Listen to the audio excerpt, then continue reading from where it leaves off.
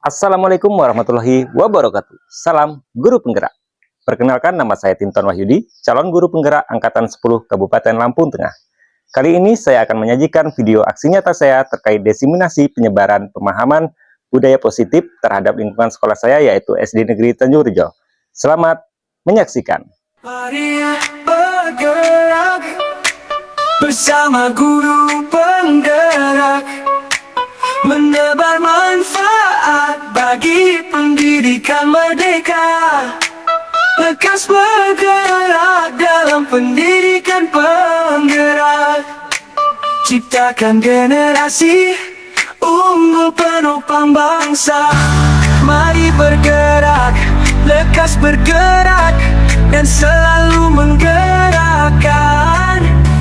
Mari bergerak, lekas bergerak, dan selalu menggerakkan. Mari bergerak bersama guru penggerak, menebar manfaat bagi pendidikan merdeka. Lekas bergerak dalam pendidikan penggerak, ciptakan generasi unggul penopang bangsa.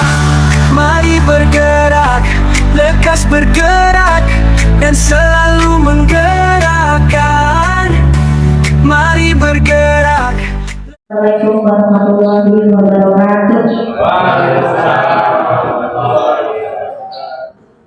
Alhamdulillahirabbil alamin, wassalatu wassalamu ala anbiya'i wal mursalin wa ala alihi wa sahbihi ajma'in, amma ba'du. Yang saya hormati Bapak Kepala SDN Tanjung Rejo Bapak Haji Syahono, yang saya hormati calon guru penggerak Angkatan 10 Bapak Tinton Wahyudi, dan Bapak Ibu Dewan Guru SDN Tanjung Rejo yang saya hormati dan berbahagia.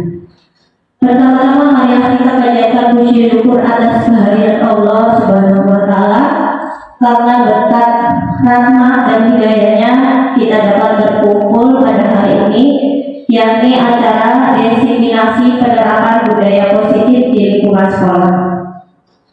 Tak lupa salawat dan salam kita haturkan kepada junjungan kita Nabi Muhammad Sallallahu Alaihi Wasallam.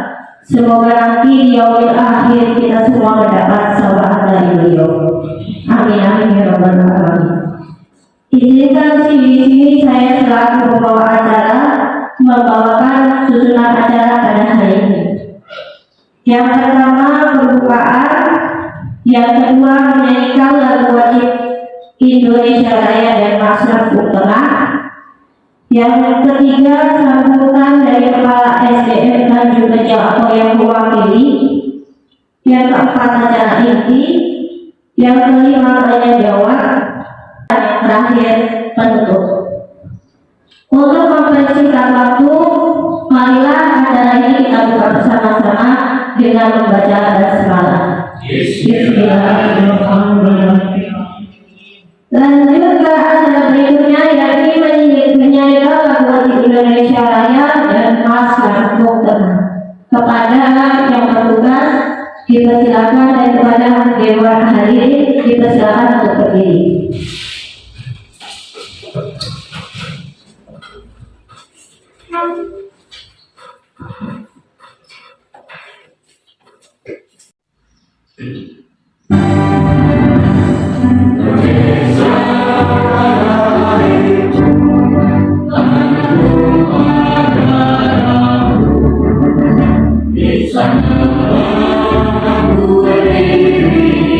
Dari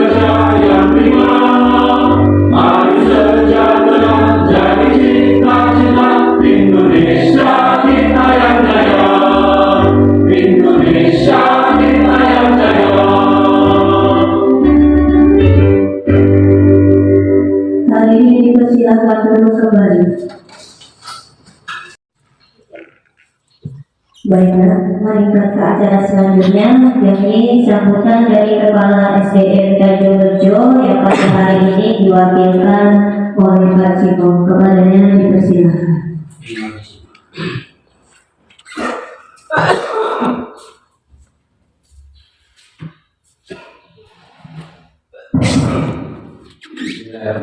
Assalamualaikum warahmatullahi wabarakatuh.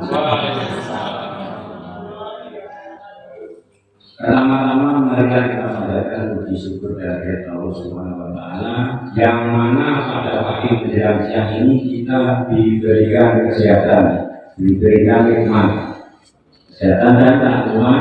Kita sanjungkan kejunjungan kita Nabi Muhammad SAW, kita nantikan nanti di yaumul qiyamah. Terima kasih atas sambutannya. Saya berikan untuk wakil kepala sekolah, yang mana kita dukung calon guru penggerak angkatan 10 Pak Tinton Wahyudi. Berikan surprise untuk Pak Tinton. Pokoknya jangan sampai patah semangat, kita dukung terus, lebih maju dan lebih maju lagi. Hanya ini saja yang saya sampaikan. Terima kasih Pak Tinton, semoga lebih maju lagi, semangat lagi dan selalu maju. Wassalamualaikum warahmatullahi wabarakatuh. Diucapkan terima kasih atas sambutannya Pak Joko. Meningkatkan acara selanjutnya, yakni acara inti diseminasi penerapan budaya positif di sekolah yang akan disampaikan calon guru penggerak angkatan 10 kita, yakni Pak Tinton Wahyudi. Kepada beliau kami persilakan.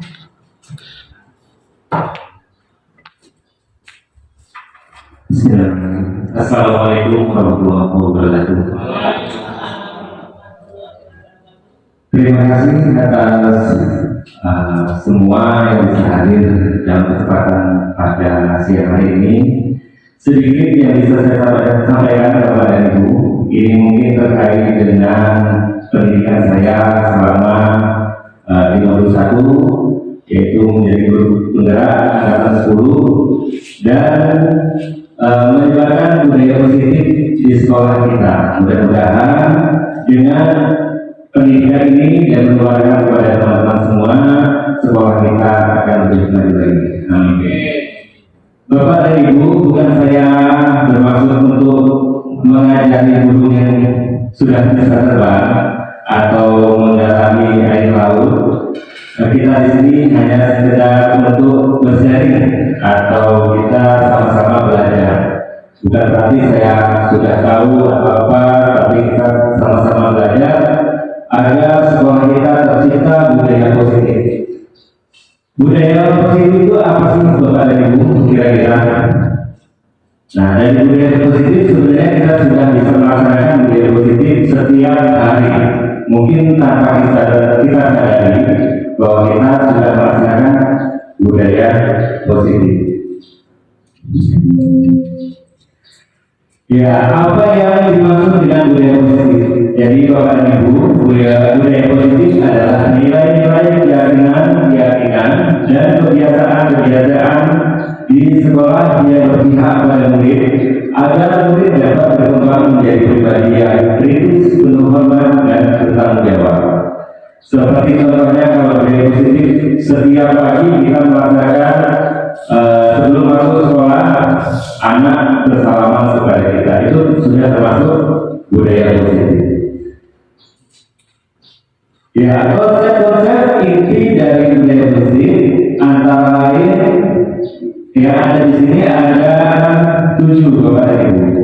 Disiplin positif dan nilai-nilai kebaikan universal, kebutuhan dasar manusia, motivasi perilaku manusia, posisi kontrol, keyakinan kelas, hukuman, konsekuensi, dan restitusi, segitiga restitusi. Dari konsep-konsep ini yang bakal kita bahas, antaranya ada 7 Bapak dan Ibu.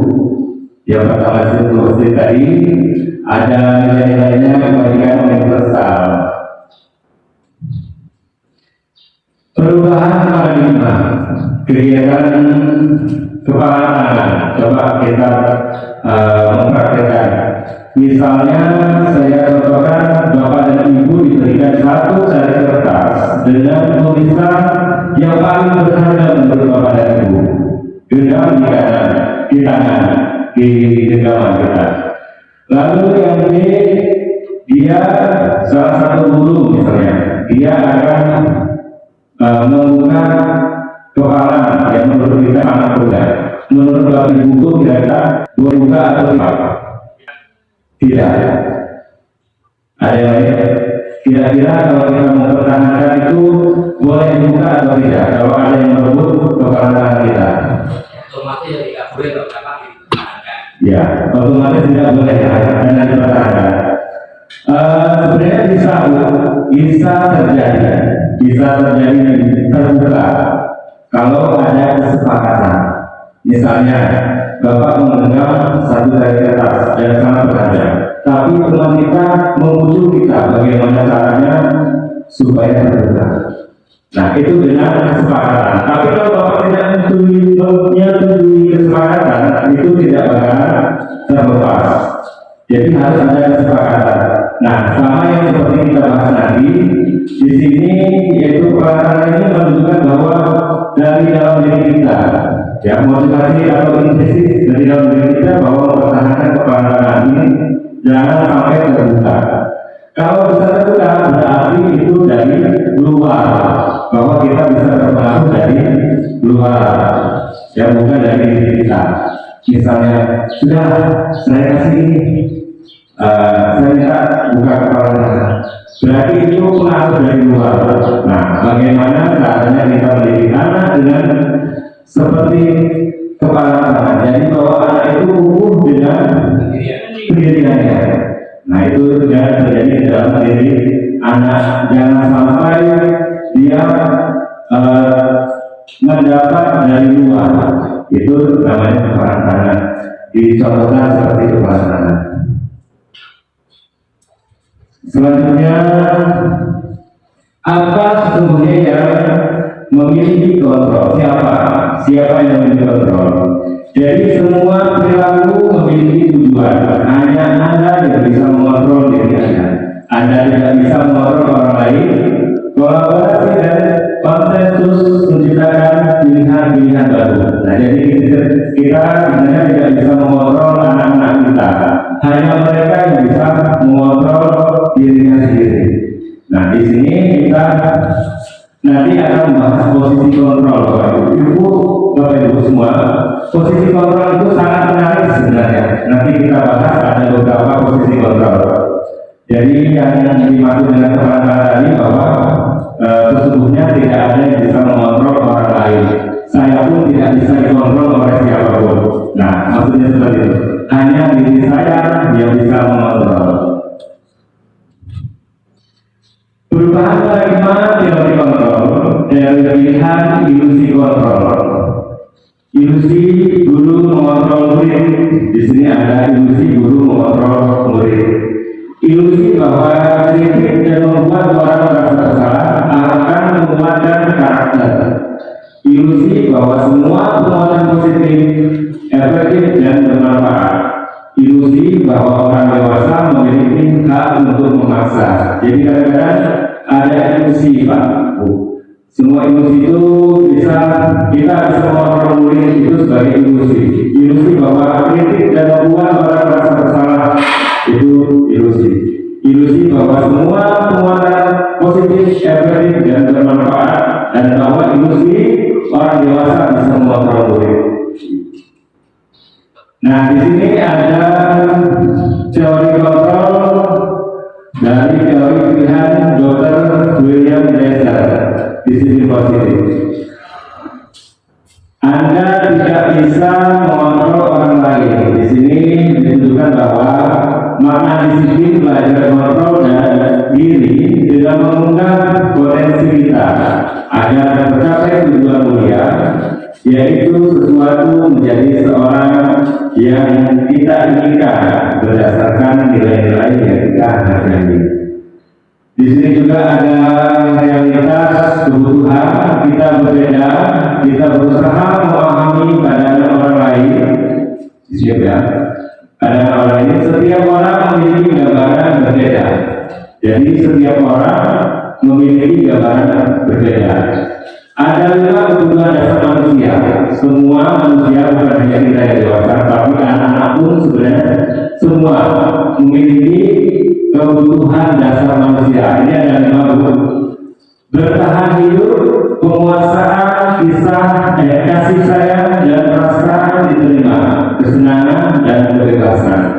Jadi kalau semua manusia memiliki kebutuhan dasar ini, kalau kebutuhan dasar ini tidak tercukupi, ini yang membuat siswa kita terkadang dia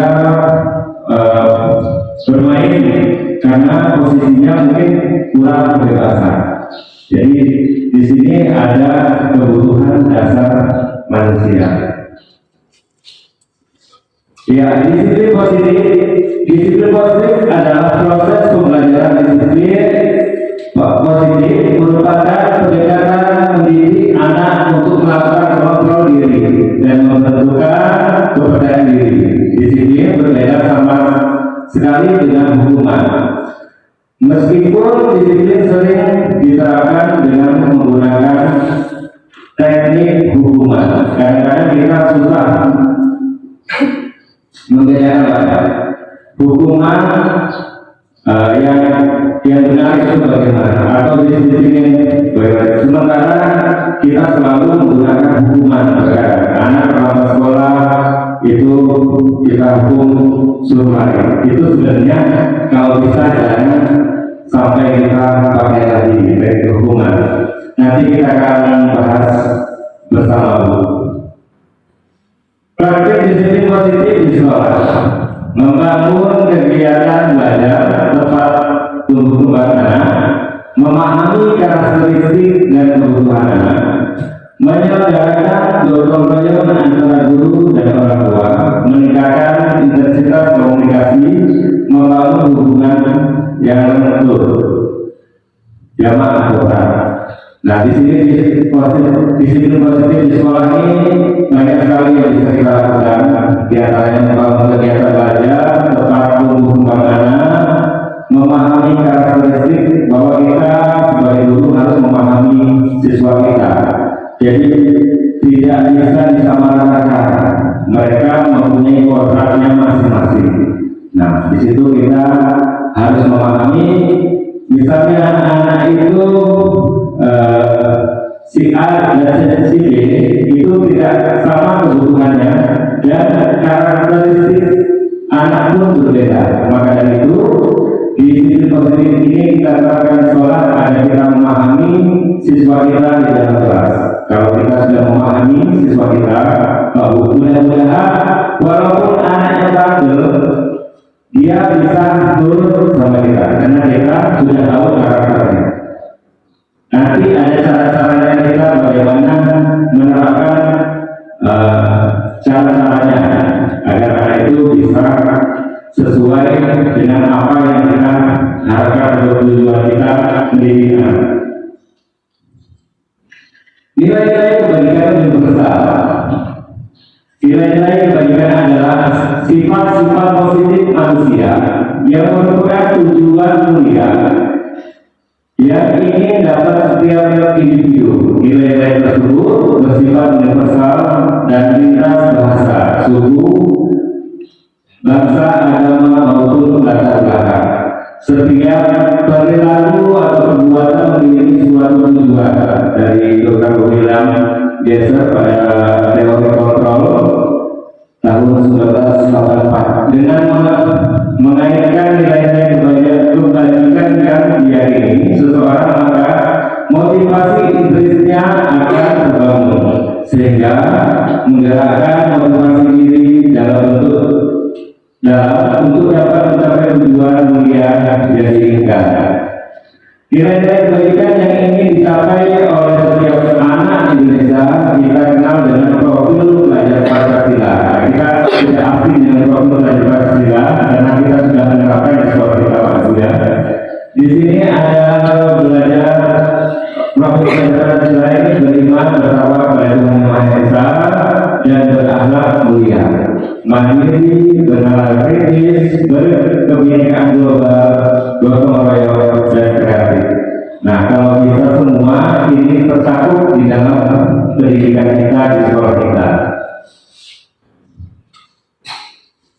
Untuk program kebajikan atau apresiasi, dalam memberikan apresiasi atau pengakuan perlu diingat beberapa hal, di antaranya yaitu beri dukungan secara khusus, beri penguatan secara pribadi, beri pengakuan kepada semua murid atau bergantian, beri pengakuan secara konsisten, fokus pada proses. Nah, di sini bentuk program kebajikan atau apresiasi. Contoh pengakuan apresiasi kebajikan. Di sini pembuka, misalnya kemana saya perhatikan nilai kebajikannya, kemarin saya perhatikan nilai kebajikannya ini merasa empatimu besar sekali pada saat menolong murid baru di kelas kita. Ini situasinya Pak Bu ya, situasinya. Nah, di sini contoh lagi pembukaannya, saya menghargai. Ini nilai kebajikannya adalah kepedulianmu, dan situasinya yaitu pada saat kamu membantu teman-temanmu di tugas kelompok. Terus ada lagi terima kasih untuk apa misalnya, ini menilai bahwa rasa tanggung jawab. Jadi kalau kita bilang sama anak terima kasih nak, kadang-kadang itu sulit. Kenapa? Mungkin kita gengsi atau apa. Sebenarnya ini perlu dipakai di apresiasi kebajikan, bahwa anak itu nanti merasa bahwa dia memiliki tanggung jawab atau diberi kepercayaan. Pada saat kalian memungut kertas-kertas yang berserakan di lantai, ini bisa kita gunakan terima kasih kepada anak. Ini sering sekali bahwa kita tidak menyadari sebenarnya kita sudah melakukan yang namanya disiplin positif setiap hari. 5 kebutuhan dasar manusia. Nah, ini tadi kita bahas bahwa ya, ada 5 kebutuhan dasar manusia. Kebutuhan bertahan hidup, kasih sayang dan rasa ingin diterima, kebebasan atau kebutuhan akan pilihan, kesenangan, penguasaan atau kebutuhan kemampuan atas kemampuan. Jadi kadang-kadang kita lihat anak itu mencari kertas punya temannya, sekarang kita langsung marah. Tapi sebenarnya Pak, itu anak itu mungkin memiliki kebutuhan. Mungkin kebutuhannya akan penguasaan, misalnya. Bisa jadi anak itu kebutuhannya akan penguasaan, bahwa dia ingin dianggap berani atau jadi bisa mengontrol teman-temannya, itu penguasaan. Motivasi perilaku manusia, menghindari ketidaknyamanan atau hubungan, ingin mendapat penghargaan atau imbalan, menghargai diri sendiri dengan nilai-nilai kebajikan yang diyakininya atau motivasi intrinsik. Nah, terkadang kita kasih tantangan untuk anak. Ayo, siapa yang bisa mengerjakan ini, Bapak kasih ini. Nah, ini sebenarnya dia ditujukan ingin mendapat penghargaan. Sebenarnya ini kurang baik. Kenapa? Nantinya anak akan terpaku. Dia akan melakukan karena mendapat ini hadiah. Yang bisa kita lakukan apa Pak Bu? Kalau bisa motivasinya dari dalam diri anak atau intrinsik, menghargai diri sendiri. Jadi dia melakukannya bukan karena ada hadiah, tapi memang dia kewajibannya sebagai siswa. Bagaimana caranya? Itu untuk menguatkan anak si anak bahwa itu kewajiban dia. Itu sebenarnya bisa kita menggunakan keyakinan kelas Pak. Jadi kalau kita sudah membuat keyakinan kelas, tanpa disadari anak itu melakukan karena sudah ada kesepakatan antara kita dan siswa. Nah, menurut Kiai Wandala, merdeka itu apa sih? Merdeka itu artinya tidak hanya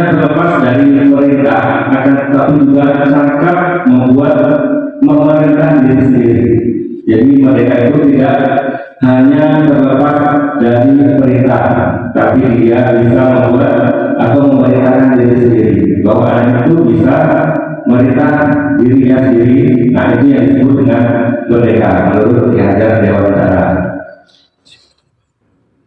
Nah, ini tadi yang kita bahas, hukuman oleh penghargaan.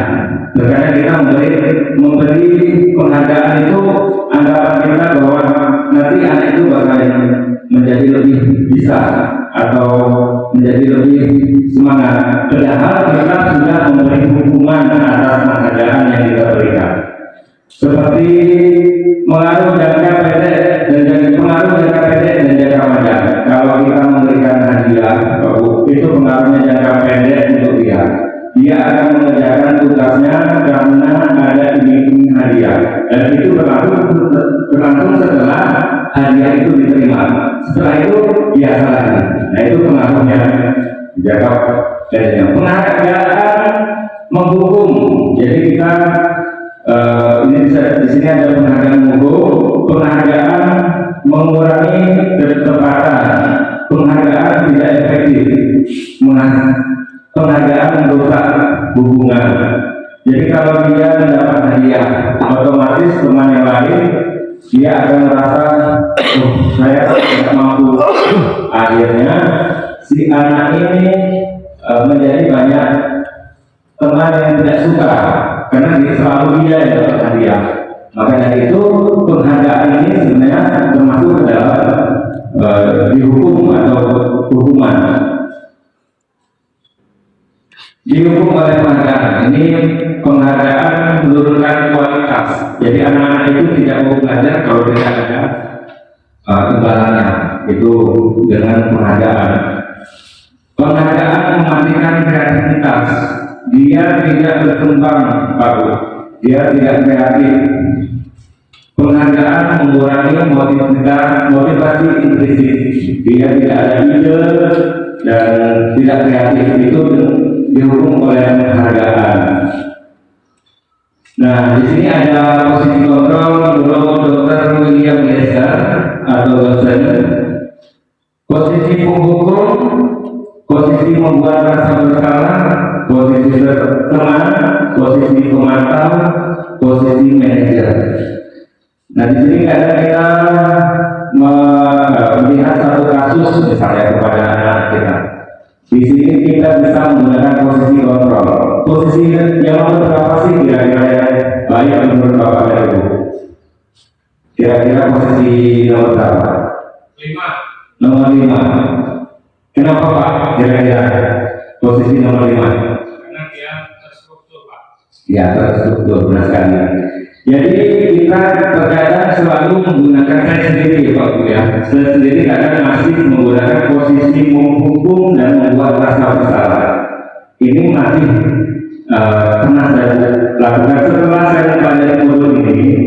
Perlahan-lahan saya mulai belajar bahwa kita melaksanakan pendidikan, memberikan ilmu kepada anak. Posisi menghukum ini kurang tepat kita lakukan, atau posisi membuat rasa bersalah. Misalnya posisi menghukum, anak datang terlambat di sekolah, terus disuruh lari ke lapangan, ke lapangan. Itu membuat anak itu menjadi sakit dalam diri dia dan fisik dia. Itu adalah posisi menghukum. Kalau posisi membuat rasa bersalah, misalnya ada anak tidak mengerjakan tugas atau membuat kelas berantakan, bapak atau ibu bilang seperti ini, aduhnya nanti bapak dimarahi kepala sekolah kalau melihat kelas kita berantakan seperti ini. Ini membuat rasa bersalah, seolah siswa akhirnya, oh iya, nanti Pak Inton dimarahi kepala sekolah. Akhirnya saya merasa bersalah karena dia merasa bersalah dengan perlakuan yang tersebut. Nah, posisi teman ini sebenarnya sudah bisa kita lakukan tahu. Posisi teman, posisi pemantau, dan posisi manajer. Posisi teman, anak lebih terbuka kepada kita. Bukan berarti kita tidak ada wibawa kepada anak, tapi kalau posisi teman ini bisa kita gunakan agar anak terbuka. Jadi kita tahu kekurangannya dia apa, keluhannya dia apa, karena dia merasa sebagai teman. Lalu posisi pemantau, di sini ada posisi pemantau, dia memantau anak bisa bercerita kepada kita. Nah, kita coba dulu memantau anak tersebut, tapi posisi memantau ini tidak ada pemecahan masalahnya. Makanya yang tadi digambarkan paling bagus adalah posisi manajer. Misalnya anak berkelahi, kita tanyakan dulu. Apalagi kalau kita punya keyakinan kelas, itu satu langkah lebih maju untuk menggunakan posisi manajer, karena kita sudah punya keyakinan kelas. Misalnya anak berkelahi, kita panggil dari posisi anak tersebut, kita tanyakan, tadi Bapak lihat kalian berkelahi, kira-kira itu kenapa? Nah, kita tanyakan dulu. Lalu kita masuk lagi. Menurut kamu ini bagus atau kurang bagus? Nanti anak menjawab. Setelah anak menjawab, lalu kita pecahkan lagi. Nah, misalnya anak itu robek bajunya. Nanti dari posisi manajer kita tahu bagaimana cara kita atau anak itu menyelesaikan masalahnya, solusinya ada. Nah, disinilah maka posisi manajer ini sangat penting bagi kita untuk memecahkan suatu masalah di sekolah kita. Kalau yang tadinya kita pakai posisi penghukum atau posisi membuat satu salah, kalau bisa kita sekarang jangan gunakan itu, Pak. Kita ambil ke posisi tengah, posisi pemantau atau posisi manajer. Yang paling bagus adalah posisi manajer. Memang dengan ini sulit sekali kita lakukan, atau jangka panjang kita pelan-pelan dulu. Pertama kita pakai posisi teman dulu. Kalau sudah berhasil, lalu posisi pemantau. Berhasil lagi, lalu posisi manajer. Setelah itu anak akan merasa nyaman terhadap kita. Jadi ada masalah apa-apa, dia tidak takut. Misalnya terjadi, anak itu ada masalah kita tanyakan dan dia hanya terdiam. Bagaimana Pak kita untuk menangani anak yang hanya diam? Kira-kira menurut Bapak itu bagaimana? Bingung Pak ya. Nah, kalau kita menghadapi situasi seperti itu, berikan dia waktu. Biarkan dulu, jangan diberi pertanyaan. Biarkan dulu. Bisa kita bilang itu ya sudah tidak apa-apa kalau misal si Erik misalnya tidak mau menjawab pertanyaan dari Bapak, tapi masih Bapak tunggu ya, kira-kira kalau besok bagaimana? Erik bisa tidak menjawab pertanyaan yang Bapak berikan tadi? Kalau katanya ya, berarti besok kita panggil lagi. Jadi bertahan. Nanti bakalan terbiasa kita menangani anak-anak dengan lain-lain wataknya. Selanjutnya,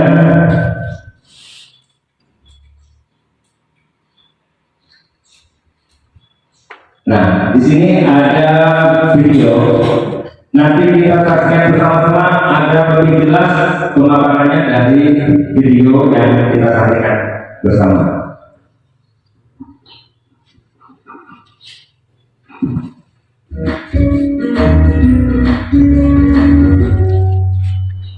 Salam bahagia Ibu dan Bapak Guru hebat.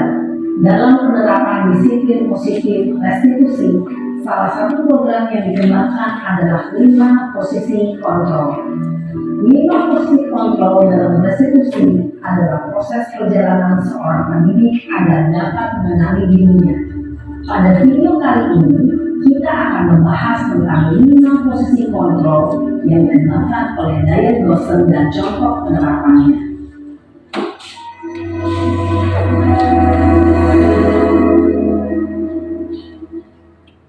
Lima posisi kontrol itu adalah 1.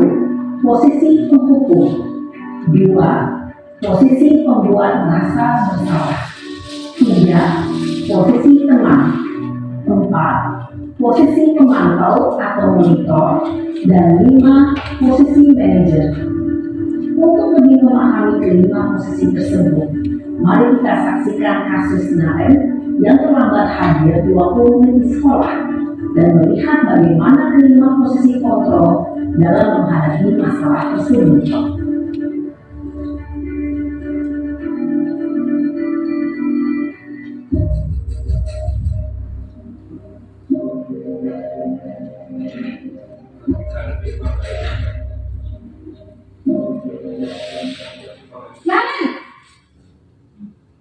Sini kamu. Selamat pagi, Bu. Selalu terlambat. Kamu deh, pasti terlambat. Maaf, Bu. Saya Apa? Apa coba? Alasan kamu apa lagi?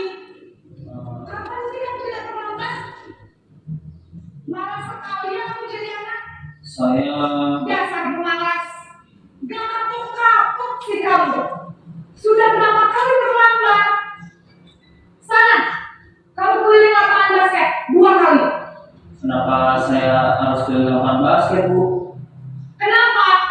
Kamu ngelawan ibu. Berani-beraninya jawab. Sudah terlambat, masih berani jawab pula. Sekarang, keliling lapangan basket 5 kali sekalian. Biar kapok. Cepat. Pergi sana ke lapangan basket.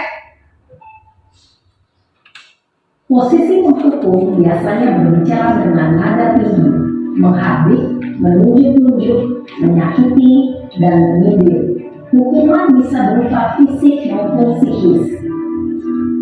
Ibu dan bapak guru hebat. Dampak yang terjadi pada murid ketika guru berada pada posisi pendukung adalah murid cenderung akan memberontak, bahkan menyimpan dendam.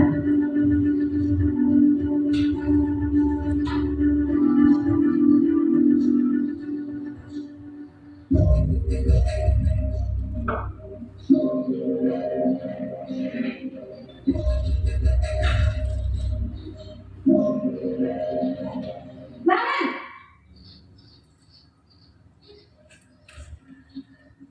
Selamat pagi, Bu. Naren. Kamu kenapa terlambat lagi, nak? Ya Tuhan, Naren. Kamu senang ya bikin ibu susah ya? Kalau kamu terlambat lagi, nanti ibu yang tegur bapak kepala sekolah, nak. Disangka ibu tidak bisa membina kamu. Duh, gimana ini? Maaf, Bu. Duh, Gusti Naren. Kamu suka ya kalau ibu tegur bapak kepala sekolah? Terus, sekarang ibu harus tulis apa yang di buku absen? Ini kamu sudah sering terlambat loh. Ibu harus apa coba? Maaf, Bu. Maaf sekali. Ya sudah, lain kali jangan bikin ibu susah lagi ya nak ya.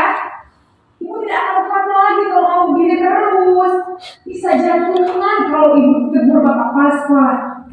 Sana cepat kelas. Maaf ya, Bu. Maaf sekali. Posisi membuat rasa bersalah, berbicara dengan nada tenang, cenderung lembut. Namun kata-kata yang diutarakan membuat murid merasa menjadi orang yang gagal, memandang buruk dirinya sendiri, merasa tidak berharga, dan tidak sanggup membahagiakan orang lain. Ketika guru mengambil posisi membuat rasa bersalah, murid akan menganggap dirinya yang bersalah dan ia akan menyimpan emosi negatif tersebut di dalam dirinya.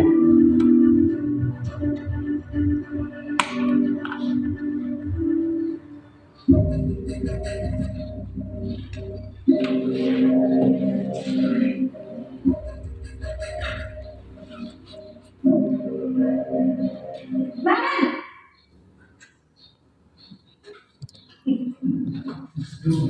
Selamat pagi, Bu.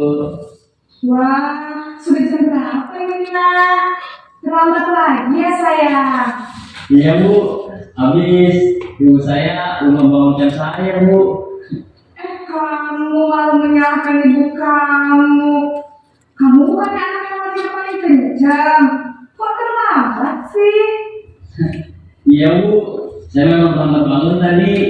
Jadi biarpun saya lari kencang, tetap nggak kekencang, Bu. Ya sudah sana. Nanti lain kali larinya lebih kencang lagi ya. Biar gak terlambat lagi. bikin senang ibu demi ibu. Bisa kan? Bisa lah Bu. Ya sudah, sana masuk kelas.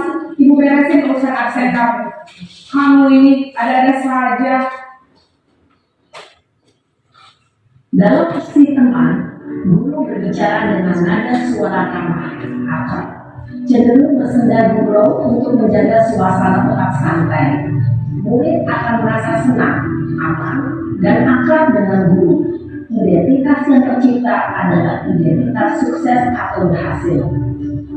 Namun, perlu diingat, karena ini masih dorongan eksternal, maka ada faktor ketergantungan dari murid kepada orang tertentu. Di sini, guru absennya, sehingga di lain waktu, murid bisa berperilaku baik, namun hanya kepada orang-orang tertentu saja.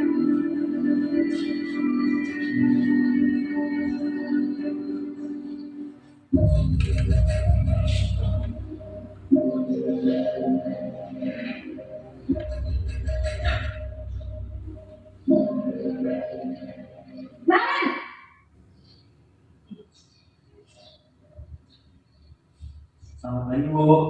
Nah, Ren, apa peraturan sekolah kita tentang jam berapa kita harus masuk sekolah, nak? Kita harus di sekolah jam 7 Bu. Iya, betul. Sekarang sudah jam 7.20. Kalian sudah tahu konsekuensinya jika terlambat hadir. Paham Bu. Saya harus tinggal kelas pas jam istirahat selama 20 menit. Iya, benar. Konsekuensinya demikian. Jadi nanti jam 9.30 pas istirahat, kamu harus tinggal di kelas, kerjakan tugas tambahan untuk ketertinggalan kamu, ya? Baik Bu. Posisi pemantau mengandalkan penghitungan atau data untuk mengontrol murid. Guru mengarahkan murid berdasarkan peraturan dan konsekuensi. Seorang pemantau menunjukkan bahasa tubuh dan ekspresi wajah yang datar dan cenderung formal.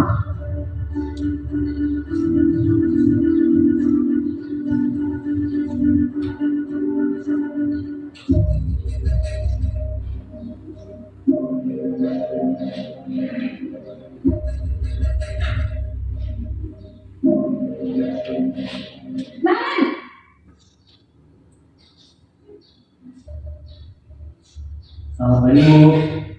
Selamat pagi, Naren. Maaf Bu, saya terlambat. Iya, sekolah masuknya jam 7, sekarang sudah jam 7.20. Jadi sekarang bagaimana ini, Naren? Maaf Bu, saya lupa alarm saya semalam. Baiklah, menurut kamu, keyakinan sekolah yang mana yang perlu kamu tingkatkan? Menghargai diri sendiri dan orang lain mungkin ya Bu. Setuju. Jadi, apakah Naren meyakini prinsip saling menghormati tersebut? Iya Bu, saya meyakininya. Apakah kalian bersedia memperbaiki masalah keterlambatan ini? Bersedia Bu. Bagaimana kamu akan perbaiki masalah keterlambatan ini? Saya akan coba untuk tidak lupa menyetel alarm saya Bu. Baik, kalau kalian punya alarm di rumah, ada orang yang kira-kira bisa bantu mengingatkan dia? Ada Bu, kata saya, Kak Emma. Ada lagi selain Kak Emma? Selain Kak Emma, ada ibu saya. Baik, jadi yang mengingatkan Naren adalah Kak Emma dan ibu kamu, ya? Kira-kira akan mulai start alarm kapan nih, Naren? Setelah pulang sekolah, akan segera saya lakukan. Baik, jadi Naren akan setel alarm untuk bangun besok pagi dan akan diingatkan oleh kakak dan ibu dan Naren, ya? Ada lagi yang mungkin perlu dilakukan, Naren? Agar tidak terlambat bangun lagi. Tidak ada Bu. Baik, Naren. Terima kasih untuk kerjasama kamu. Sekarang kamu perlu kembali ke kelas untuk belajar. Baik Bu, terima kasih. Posisi manajer adalah posisi kontrol yang disarankan untuk membimbing murid memiliki sikap disiplin yang positif, yaitu murid yang mandiri, bertanggung jawab, dan dapat memecahkan masalah. Tujuan dari posisi ini adalah agar murid dapat berefleksi atas tindakannya. Guru akan dengan tulus memberikan pertanyaan-pertanyaan bermakna, sehingga membuat murid dapat belajar dari kesalahannya dan mencari sebuah solusi untuk menyelesaikannya. dan Bapak Guru hebat, setelah mengamati adegan 5 posisi kontrol tadi, kira-kira posisi mana yang paling ideal? Posisi mana yang dapat menunjang motivasi intensif murid? Ya, tentu posisi manajer. Posisi ini memang posisi ideal yang ingin dituju setiap pendidik. Pada posisi inilah, guru dapat menerapkan disiplin positif yang berpihak pada murid, yang memerdekakan murid. Perjalanan seorang pendidik tentunya tidak mudah untuk sampai pada posisi seorang manajer. Namun, tujuan kita pasti, yaitu menciptakan murid-murid yang mandiri, merdeka, dan bertanggung jawab. Semoga penggambaran 5 posisi kontrol yang telah diperlihatkan ini dapat menjadi ajang refleksi bagi kita semua, agar dapat terus mengasah dan menerapkan disiplin positif yang memerdekakan murid. Mari terus berlatih dan bersemangat. Selamat menerapkan. Salam dan bahagia Ibu dan Bapak Guru hebat. Ya, itu tadi video yang kita saksikan sama-sama. Bahwa benar sekali Bapak dan Ibu, kita memulai, coba kita perlahan-lahan memposisikan dia, kita sendiri memposisikan kita sebagai guru itu di posisi manajer. Sama-sama kita belajar. Nah, di sini tadi sudah kita lihat bahwa posisi manajer itu tercipta pemecahan masalahnya. Jadi anak itu mengetahui dari dalam dirinya bahwa masalahnya ini yang harus dia lakukan ini. Jadi tahapannya seperti itu. Kita kasih pertanyaan-pertanyaan yang memancing mereka bisa mengetahui dari kesalahan.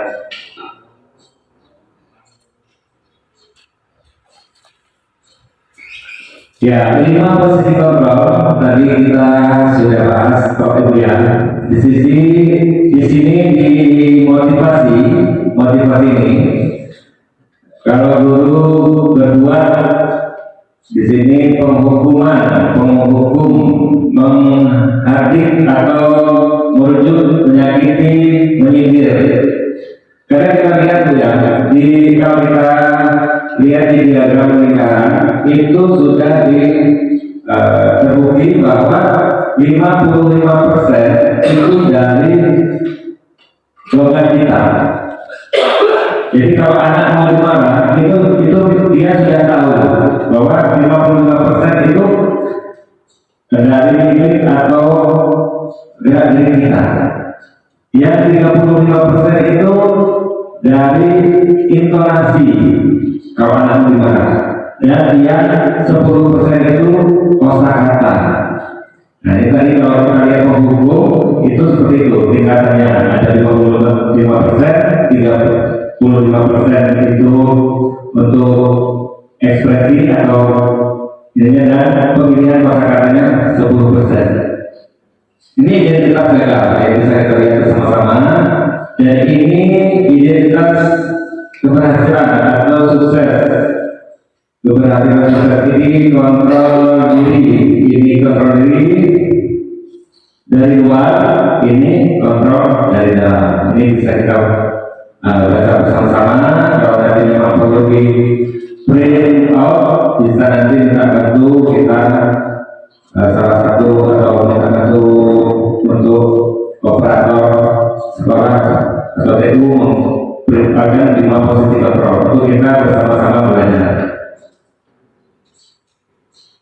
Selanjutnya keyakinan kelas. Kita sebenarnya sudah melaksanakan keyakinan kelas dan sudah kita lihat ada di kelas-kelas, terutama di kelas tinggi itu sudah menggunakan keyakinan kelas. Nah, sebenarnya kita kelas 1 sampai kelas 3 itu pun kita belajar bersama-sama bagaimana cara membuat keyakinan kelas. Keyakinan kelas itu apa sih? Keyakinan kelas itu yaitu nilai-nilai kebajikan universal yang disepakati secara tersirat dan tersurat, lepas dari latar belakang suku, negara, bahasa maupun agama. Jadi di sini keyakinan kelas itu yang sudah disepakati. Kalau belum ada keyakinan kelas, anak-anak kadang masih sembarangan Pak Buya. Tapi setelah kita pasang keyakinan kelas ini, itu nanti anak sudah bisa mengontrol dirinya bahwa tindakan yang dia lakukan itu di luar atau masuk ke dalam keyakinan itu yang sudah dibuat.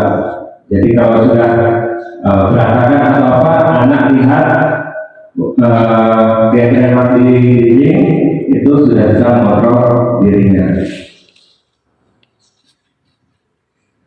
Nilai kebaikan bahwa menekankan pada keyakinan seorang akan lebih memotivasi seorang dari dalam. Seseorang akan lebih bergerak dengan semangat untuk menjalankan keyakinannya daripada hanya sekedar mengikuti serangkaian peraturan tertulis tanpa makna. Murid-murid pun demikian. Mereka perlu mendengarkan dan memahami arti sesungguhnya tentang peraturan-peraturan yang diberikan. Apa nilai-nilai yang dibagikan di balik peraturan tersebut, apa tujuan utamanya, dan menjadi tidak tertarik atau ragu hingga hanya sekedar mengikuti serangkaian peraturan yang mengatur mereka tanpa memahami tujuan mulianya. Jadi dalam peraturan keras atau kesepakatan keras ini ada nilai-nilainya. Nanti mereka melihat murid-murid kita meyakini nilai-nilai dari peraturan kelas yang kita buat bersama. Hukuman versus konsekuensi dan versus restitusi. Kalau kita kemarin melaksanakan di BMM itu di kinerja, pasti kita disuruh milih modul. Kebetulan kemarin saya milih modul dan sebagian dari hukuman, konsekuensi dan restitusi. Ini kalau kita pelajari Bu, ini sangat baik sekali untuk kita terapkan di sekolah kita. Ya, hukuman bagaimana, konsekuensi bagaimana, atau restitusi bagaimana. Ini selanjutnya kita bahas. Di sini ada kolom. Coba saya bacakan, Bapak dan Ibu menjawab. Kira-kira ini hukuman atau restitusi? Hukuman atau konsekuensi maksudnya? Mencatat 100 kali di dalam buku kalimat saya tidak akan terlambat lagi karena terlambat ke sekolah. Kira-kira ini hukuman atau konsekuensi Pak?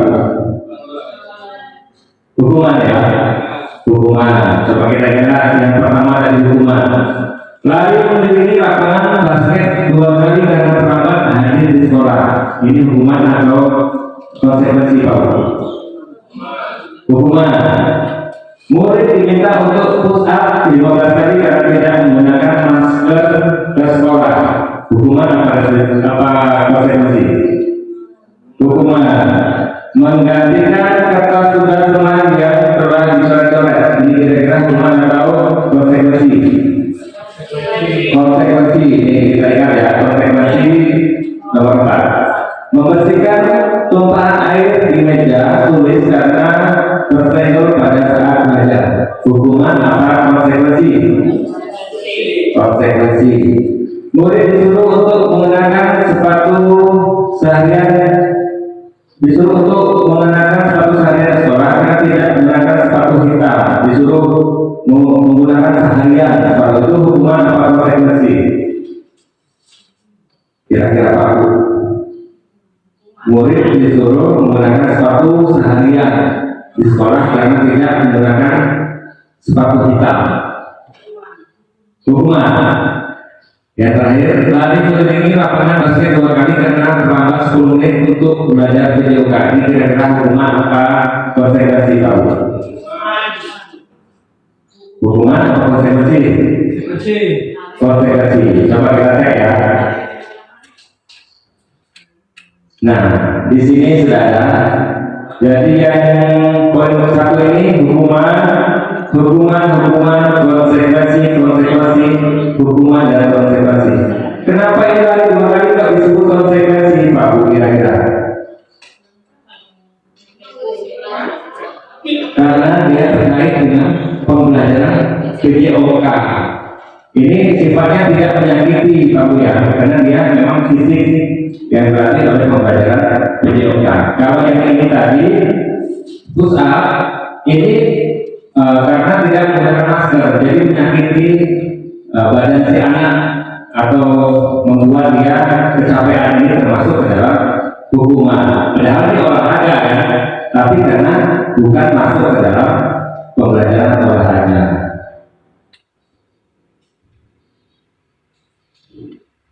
Ya, perbedaan hukuman dan konsekuensi. Kalau di sini hukuman ini sesuatu yang menyakitkan harus terjadi. Jadi anak itu tidak kemauan dia, Pak. Kalau kita beri hukuman bukan kemauan dia. Kalau konsekuensi sesuatu harus terjadi karena dia sudah sepakat, misalnya dia terlambat. Jadi nanti kalau sudah terlambat, konsekuensinya saya harus memungut sampah di depan, itu sudah jadi konsekuensi, bukan hukuman. Terus membuat anak sakit fisik maupun hati, ini seperti push up tadi, dia sakit fisik, atau misalnya kita dia teringat akan push up-nya itu jadi sakit hati, misalnya ini termasuk hukuman. Bila konsekuensi ini membuat anak merasa tidak nyaman dalam jangka waktu pendek. Memang anak itu tidak nyaman, tapi tidak berlarut-larut. Hanya waktu seketika itu terjadi, karena itu konsekuensi sudah disepakati bersama. Anak membenci kedisiplinan, lalu paksaan mendorong anak menyakiti diri sendiri, konsep diri yang buruk. Anak belajar untuk menyembunyikan kesalahan, marah, rasa bersalah, dipermalukan, rasa tidak dihargai. Ini termasuk ke dalam hukuman. Contohnya kalau anak berdiri di depan sekolah di tiang bendera, itu termasuk dia hukuman karena dia merasa dipermalukan, dilihat oleh temannya. Jadi bisa jadi dia setelah hukuman itu berlangsung, dia sampai besok masih teringat, saya dihukum kemarin oleh Pak Tinto di tengah-tengah lapangan. Akhirnya malu, besoknya dia katakan karena dia merasa sakitnya fisik maupun hatinya tersakiti. Ya, apa itu restitusi? Ini kita masuk. Restitusi itu adalah menciptakan kondisi bagi murid untuk memperbaiki kesalahannya mereka, sehingga mereka bisa kembali pada kelompok mereka dengan karakter yang berubah. Restitusi juga merupakan proses kolaboratif yang mengajarkan murid untuk mencari solusi untuk masalah mereka dan membantu murid untuk berpikir tentang orang seperti apa yang mereka ingin menjadi atau tujuan mulia dan bagaimana mereka harus memperlakukan orang lain. Ini tadi seperti posisi kontrol kita sebagai manajer, ini termasuk ke dalam Pak Buya, karena dia membuat si anak itu masuk ke dalam kelompoknya. Kalau dihukum, dia rasa minder, Pak, mau berteman dengan temannya, dia rasa malu akhirnya karena dia barusan dihukum. Tapi kalau menggunakan posisi kontrol tadi kita manajer, anak itu bisa kita panggil dulu ke dalam ruangan, kita tanyakan, terus pemecahan masalahnya ada, terus dia bisa masuk lagi ke kelompoknya karena teman yang lain tidak mengetahui apa yang dibicarakan kita kepada anak tersebut. Nah, tujuan dari restitusi ini bukan untuk menebus kesalahan, namun untuk belajar dari kesalahan, memperbaiki hubungan tawaran, bukan paksaan. Seperti tadi kita lihat contoh video untuk posisi kontrol, itu dia memberikan tawaran. Terus restitusi menuntut untuk melihat ke dalam diri, ke dalam diri dia. Restitusi mencari kebutuhan dasar yang mendasari tindakan. Restitusi diri adalah cara yang paling baik.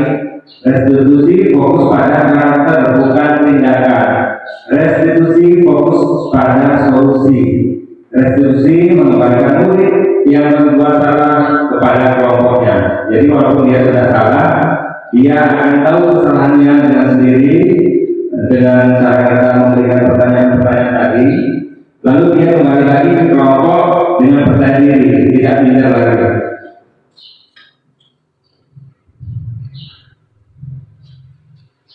Nah, di sini ada segitiga restitusi. Ini menarik sekali, saya belajar ini segitiga restitusi Pak. Di sini cara kita melihat kesalahan anak Dengan memanggil dia ini, pertama kita menstabilkan identitasnya dengan pertanyaan yang dari bawah ini. Misalnya biar anak itu stabil identitasnya, kita bisa, misalnya anak itu salah, kita bisa bilang setiap orang pasti pernah melakukan salah ataupun kesalahan. Ini biar anak itu stabil dulu.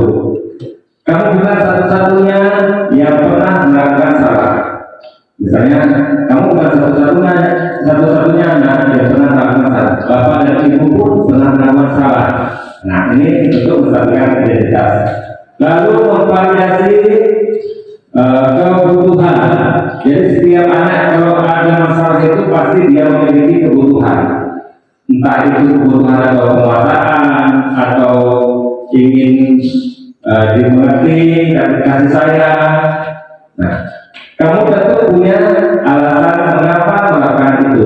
Bisa kita tanyakan kepada saya membuat salah temannya. Alasan kamu apa, nak? Kamu pasti tahu mengapa kamu melakukan itu. Nanti dengan sendirinya dia menjawab, oh ini bu, tas saya ditarik-tarik sampai sore. Setelah itu, baru kita langsung memberikan nilai-nilai apa. Ini menanyakan keyakinan. Nah, kalau keyakinan pasti kita tadi itu, jika kita tanya apa ya, kira-kira boleh tidak kalau menarik-narik tas temannya? Tidak bu, kenapa? Nah, nanti dia menjawab nilai-nilai yang telah disepakati di dalam kelas. Kamu ingin menjadi orang yang seperti apa? Kita tanyakan. Terus terakhir kita tanyakan mulai kapan akan melaksanakan misalnya perubahan itu. Nanti dia bilang, mulai besok saya tidak mengulangi bu, saya akan sesuai dengan keyakinan kelas. Ini segitiga restitusi. Pertama kita menstabilkan identitas, lalu memvalidasi kebutuhannya apa, dan yang terakhir menanyakan keyakinan. Kalau ini sudah terjadi bu, kita memecahkan masalah, insya Allah anak kalaupun dia ada masalah yang berat, dia bisa memecahkan. Kita hanya memantau untuk ingat pertanyaan-pertanyaan yang memang mereka butuhkan. Nah, ini tadi menstabilkan identitas. Ini guru berkata, di sini ada kata-kata gurunya, masalahnya apa? Kalau kamu menyatakan dirimu sendiri terus menerus, apakah kamu bersikap baik pada dirimu sendiri? Nah, ini bisa kita tanyakan. Nah, untuk validasi kebutuhan apa bu? Di sini guru berkata, sebenarnya kamu bisa saja melakukan hal yang lebih buruk, tapi kamu tidak melakukannya. Kamu pasti punya alasan mengapa melakukan apa yang penting bagi kamu. Misalnya tadi narik tas, kamu pasti punya alasannya mengapa. Lalu tanyakan lagi, kamu boleh tetap berusaha menjaga sikap itu, tapi tambahkan sikap yang lain, yang baru. Maukah kamu belajar cara lain untuk mendapat yang kamu butuhkan tanpa harus mengukur? Nah, bisakah dengan cara lain tanpa harus merusak tasnya atau menariknya? Nanti anak menjawab. Lalu apakah kamu bisa melakukan dengan lebih baik besok lagi? Nanti mereka akan menjawab sesuai pertanyaan-pertanyaan kita. Jadi intinya kita mulai dari pertanyaan yang paling dasar, lalu ke pemecahan masalahnya. Nah, ini menanyakan keyakinan. Misalnya keyakinan kelas kita sudah tidak tempel, kita kaitkan dengan keyakinan kelas. Kalau kita sudah punya keyakinan kelas, insya Allah dalam segitiga restitusi tadi kita memecahkan masalah akan lebih satu tingkat lebih mudah karena kita punya keyakinan kelas. Identitas sukses, disiplin, identitas gagal, ini yang gagal ini hukuman, konsekuensi, yakni restitusi.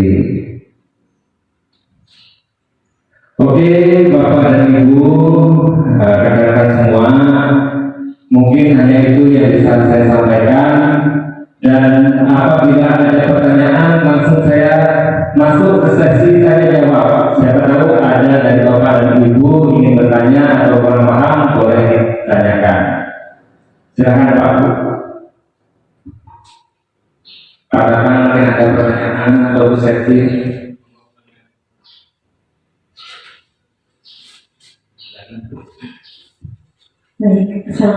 warahmatullahi wabarakatuh. Waalaikumsalam warahmatullahi wabarakatuh. Kalau dibilang pertanyaan ini bukan pertanyaan yang sharing dan minta tanggapannya terkait dengan hukum penghargaan. Ini ya, dalam penerapan disiplin positif itu kan penghargaan itu tidak baik gitu ya Pak. Tapi pada kenyataannya di sekolah kita sendiri sampai sekarang kita masih memperlakukan itu. Bahkan kemarin waktu di rapat wali murid kelas 6, wali murid meminta kita Dewan Guru untuk menuliskan peringkatnya dari 1 sampai ke 10. Akhirnya dalam kegiatan rapat itu disepakati ya, padahal di kurikulum kita yang sekarang itu kan hal itu tidak diperkenankan karena setiap anak memiliki keistimewaan sendiri. Nah, ini masih jadi PR kita bersama-sama bagaimana kita bersama bisa menerapkan tentang disiplin positif yang berkaitan dengan penghargaan. Mohon tanggapannya. Ya baik, terima kasih Bu Sedi. Ini pertanyaan baik sekali, bagus sekali. Ya, jadi memang sering ya, bahkan hampir setiap tahun kita bagi rapor memberi hadiah atau apa itu sistem penghargaan. Sebenarnya itu kurang baik. Namun dengan tanda kutip, jika itu sudah kesepakatan, itu boleh dilakukan Pak Bu. Kenapa?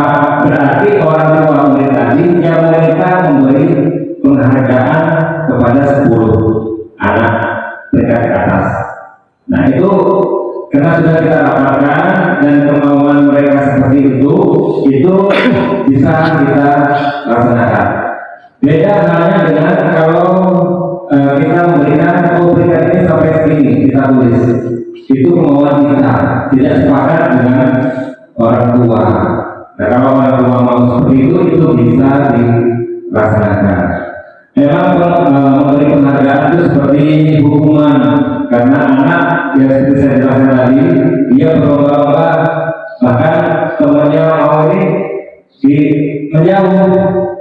Ini menjauhkan antara teman karena dia ingin ranking atau peringkat 1 sampai 10. Nah, jadi tanggapannya seperti itu, Bu Seti kira-kira bisa diterima atau belum Bu Seti?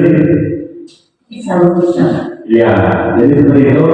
Jadi kalau sudah ada kesepakatan, tidak apa-apa. Misalnya kita lomba, kalau seperti saya lomba, jadi misalnya anak-anak, saya kasih hadiah. Jika itu sudah terjadi kesepakatan, itu sebenarnya tidak apa-apa. Tapi kalau bisa kurangi hal yang demikian. Karena dulu saya tidak tahu Pak Bu, sebelum saya belajar modul ini, ayo kita ini kasih buku 1 misalnya, bisa matematika kasih buku 1. Ternyata itu yang membuat kita menghukum dengan penghargaan. Nah, kalau kecuali kalau ada event di luar itu boleh, karena memang sudah disepakati, memang sudah diadakan, anak itu tahu, dan kita memberikan juga siswa-siswa kita yang lomba itu memang sudah diberikan dengan kita untuk berlomba.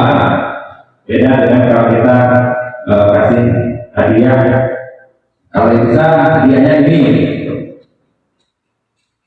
Ya itu saja Pak Bu. Ada lagi yang mungkin ditanyakan Pak Bu? Mungkin cukup Pak. Cukup ya. Ya terima kasih atas semua perhatiannya ataupun waktunya Pak Bu. Apabila penyampaian saya atau sharing dengan pengetahuan saya diberikan dari pendidikan saya berpenggerak mungkin kurang berkenan, saya pribadi mohon maaf ya sebesar-besarnya. Mungkin itu saja yang saya sampaikan. Kurang lebih mohon maaf. Saat ini wassalamualaikum warahmatullahi wabarakatuh. Waalaikumsalam warahmatullahi wabarakatuh. Diucapkan terima kasih kepada Bapak Inton Wahyudi. Semoga ilmu yang disampaikan dapat bermanfaat bagi kita semua dan dapat diterapkan di sekolah kita. Amin ya rabbal alamin.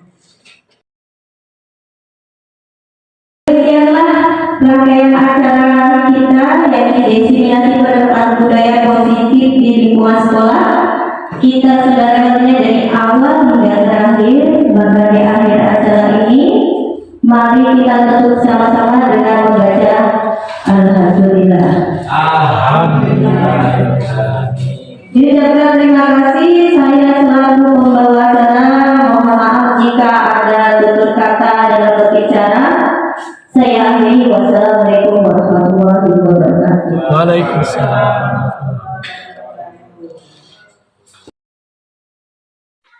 Assalamualaikum warahmatullahi wabarakatuh. Perkenalkan, nama saya Septi Kusuma. Saya merupakan rekan sejawat dari calon guru penggerak angkatan 10 Bapak Tinton Wahyudi. Saya pertama-tama mengucapkan terima kasih kepada Bapak Tinton karena telah berbagi ilmu kepada kami semua rekan guru di SD Negeri Tanjung Rejo tentang penerapan budaya positif di sekolah. Setelah mendengarkan penjelasan dari beliau, saya menjadi lebih paham bagaimana cara menghadapi keberagaman tingkah laku peserta didik. Dari penjelasan beliau, ada 5 posisi kontrol yang biasa dilakukan oleh kami para guru. Dari kelima posisi kontrol tersebut, ada yang paling baik yaitu posisi manajer. Tapi pada kenyataannya di sekolah kami masih ada beberapa guru yang masih menggunakan posisi penghukum. Setelah mendengarkan penjelasan Pak Tinton, kami semua menyadari bahwa posisi tersebut sangatlah tidak baik jika dilakukan di sekolah kami. Alhamdulillah dari penjelasan Pak Tinton mengenai budaya positif tadi, semoga kami bisa mengamalkannya dan menerapkannya di sekolah kami dan tidak ada lagi guru yang melakukan posisi yang kontrol yang kurang baik. Sekali lagi saya ucapkan terima kasih kepada Bapak Tinton Wahyudi. Semoga perjalanannya mengikuti guru penggerak berjalan lancar hingga nanti lulus menjadi guru penggerak. Terima kasih. Assalamualaikum warahmatullahi wabarakatuh. Assalamualaikum warahmatullahi wabarakatuh. Perkenalkan, nama saya Holifatun Hasanah, rekan sejawat dari Bapak Tinton Wahyudi, calon guru penggerak angkatan 10. Dari diseminasi yang telah disampaikan oleh Bapak Tinton Wahyudi tentang budaya positif, saya berterima kasih sekali kepada Bapak Tinton Wahyudi karena saya semakin memahami tentang segitiga restitusi. Kita diajak untuk memahami pentingnya saling menghormati, bekerja sama, dan bertanggung jawab melalui segitiga restitusi. Kita belajar untuk memperbaiki kesalahan dengan cara yang bijaksana sehingga bisa menciptakan lingkungan belajar yang lebih baik dan mendukung satu sama lain. Mungkin hanya itu yang dapat saya sampaikan. Saya akhiri. Wassalamualaikum warahmatullahi wabarakatuh.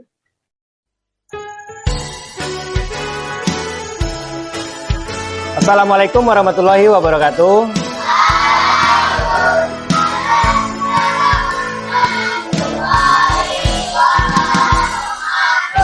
Ya, anak-anak sehat semua?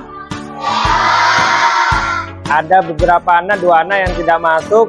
Tadi sudah kita absen 2 anak yang belum masuk. Hari ini Bapak bawa spidol, sticky note. Menurut kalian apa yang bakalan kita lakukan?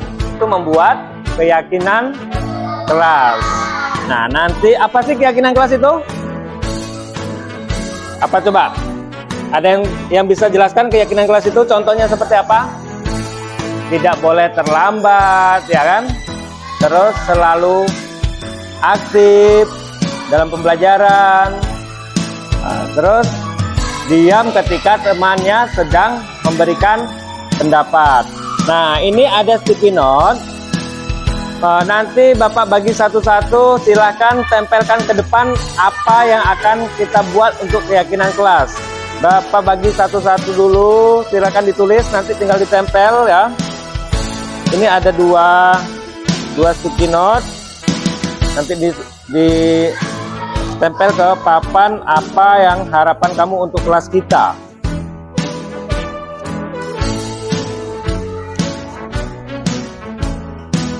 Satu boleh, siapa tahu kamu mau buat 2. Mari bersama-sama tunjukkan prestasi. Jangan bimbang atau ragu, jangan malas, jangan goyah. Untuk Indonesia maju. Disiplin, berakhlak mulia, menjadi janji siswa-siswinya. Raih impian dan cita-cita, menjadi pelajar Pancasila. Assalamualaikum, nama saya Nesya. Saya kelas 4B. Tadi saya sudah melaksanakan keyakinan kelas. Semoga kelas kita menjadi nyaman dan baik. Dadah. Assalamualaikum warahmatullahi wabarakatuh. Perkenalkan, nama saya Zinita dari kelas 4B. Tadi saya sehabis melakukan keyakinan kelas bersama teman-teman. Semoga kelas kita menjadi nyaman dan rapi. Terima kasih Pak Timon.